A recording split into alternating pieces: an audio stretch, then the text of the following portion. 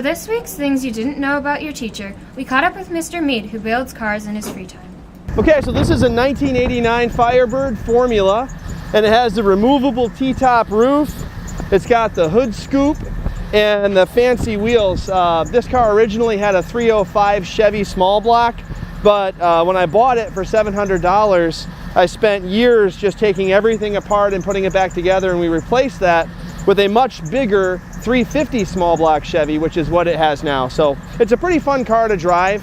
Sometimes it breaks down, but that's just part of the fun of having an old car.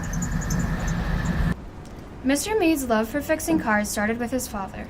So I didn't grow up working on cars. Actually, I was 18 years old. I was a freshman in college, and my dad and mom got me a 1985 Chevy Celebrity, which is a very lame car. And my dad taught me, he took me aside and said, "Son, I'm going to teach you how to change the oil on your car."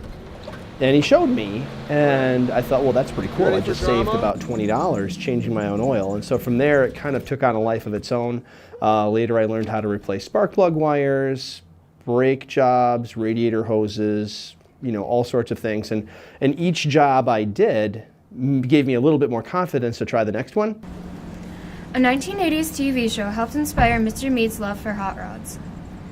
I think the reason why I like that car the most is because when I was a kid, there's a really cool show called Knight Rider, and that featured the Pontiac Firebird, and it was brand new, very aerodynamic. Actually, at that time, it was the most aerodynamic car that General Motors had ever built, and it was very fast looking. It wasn't actually all that fast because cars in the 80s were not fast. This has been Summer and Kylie reporting for Trojan TV.